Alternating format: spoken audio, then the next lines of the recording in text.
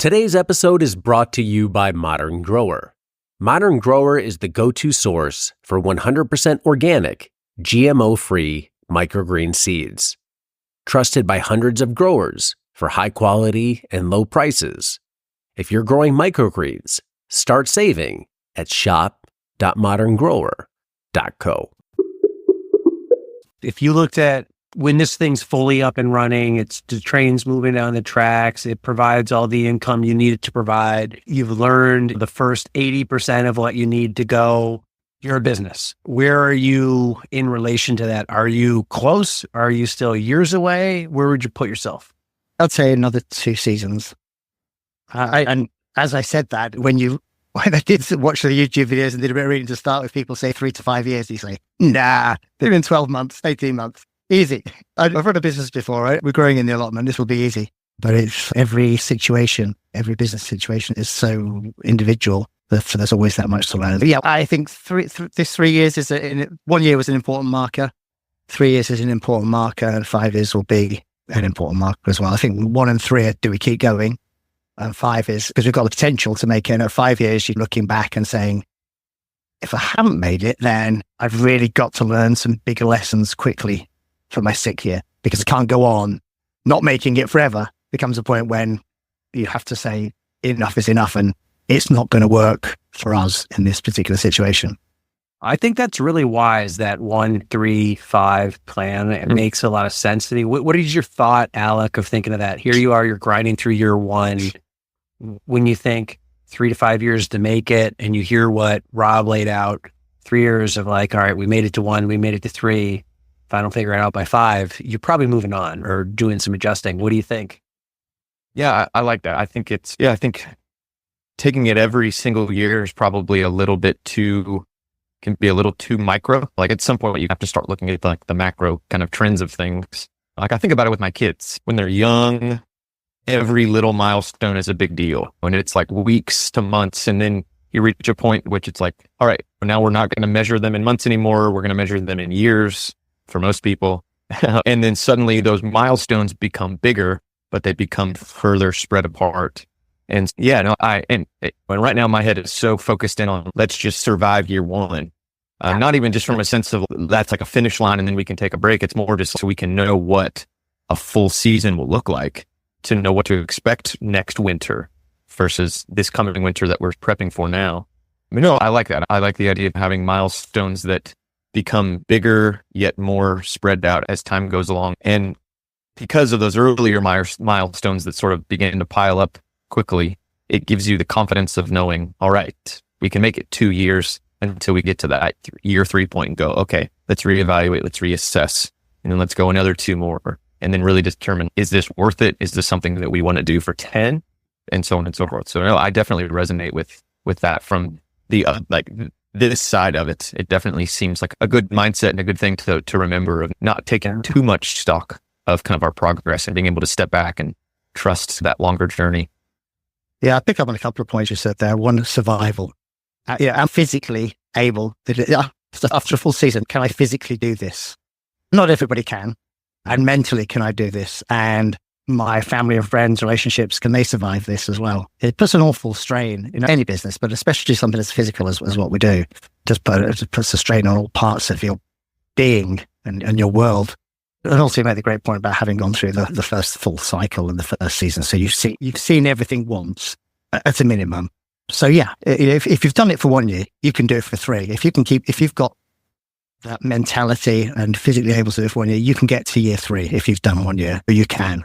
Then it's more, can I survive? And at 3 years, have I built the germ of the seeds of a long-term sustainable business? You probably in 3 years, year 1, you're hacking, everything's a hack. You're just banging nails into bits of wood to hold things up. But year 3, you've built, maybe you've got some half decent irrigation in, you've got some high hoop houses up, whatever.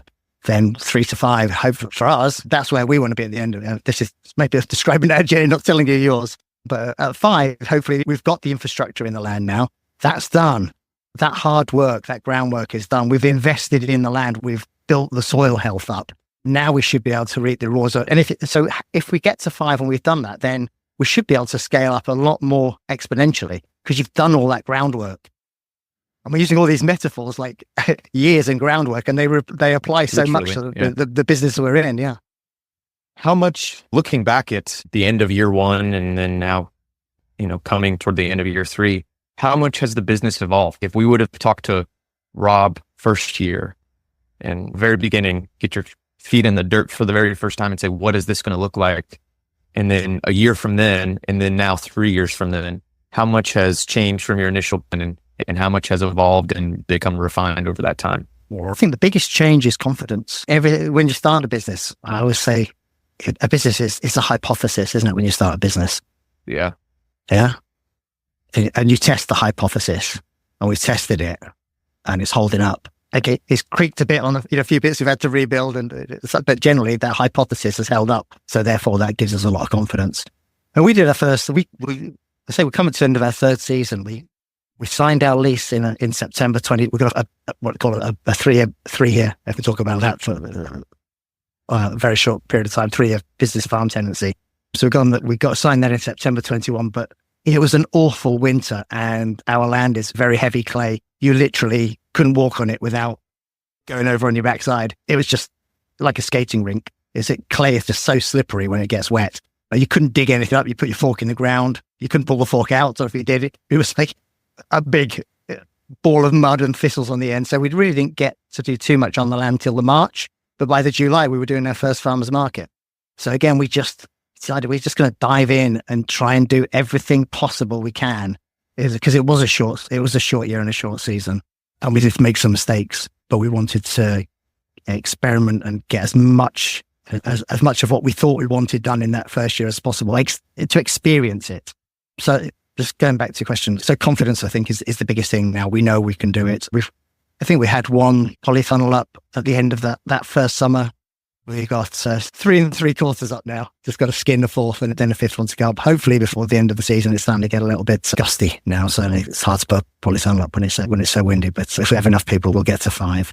I also think the diversification into plants has been really good for us. Really good for us. We're really pleased to have done that. Flesh that out. What do you mean by diversification of plants? But initially, we were just trying to grow cabbages, Brussels, potatoes, cucumbers, tomatoes, squashes, and Harry is more of a horticulturist than a food grower by background.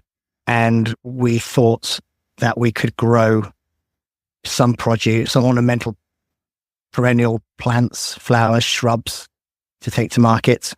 The great thing about those is if you don't sell them, you'd have to eat them yourself or give them away or bin them. You just bring them back next month and they're a bit bigger, so you charge even more for them. Yeah. So you've still got to take kind of being simplifying a little bit, but generally it's been good. It also brings people to our market stall, and then they buy the fruit and veg as well. But if we probably 20% of our business overall, maybe less, maybe 15, but up to 30% of the farmers market is actual plants. We buy plug plants and grow them on. We take strawberry runners. We do divisions and cuttings and grow from seeds. A whole mixture. I think that's something else we've learned as well, which we've probably taken more from more livestock farming. I think when I was younger, I had this naive view that a livestock farmer would get 2 pigs together, they'd create baby pigs.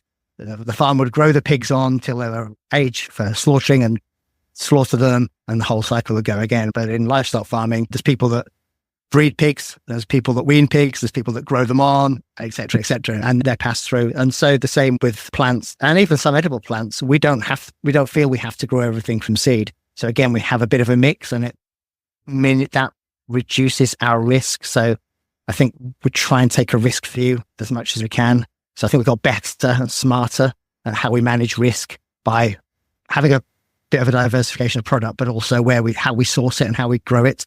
So we'll grow some stuff from seed, but we'll grow some stuff on. So we buy strawberry bare roots plants, but we also take lots of runners, just as many runners as we buy in, and grow new plants, either to plant on ourselves or to sell the farmers market and through other channels. So diversification to the point where it reduces risk and doesn't become a distraction. Listen to a couple of your recent podcasts, Diego, about easily getting distracted the next shiny new thing. I'm very cognizant of that from past business ventures. But there is a fine line there between diversification to protect your business and diversification that just becomes a distraction from your business. If you enjoy this podcast, then be sure to check out Farm Small, Farm Smart Daily, where you can get your daily dose of farm wisdom. Tune in every day to learn the latest tips, tricks, and stories from the world of farming. Whether you're a seasoned farmer or just getting started, our podcast has something for everyone. Join us as we explore topics like farm business, crop planning, soil management, and tools and technology. Start your day off right with Farm Small, Farm Smart Daily, available on all major podcast platforms. Don't miss out. Subscribe today.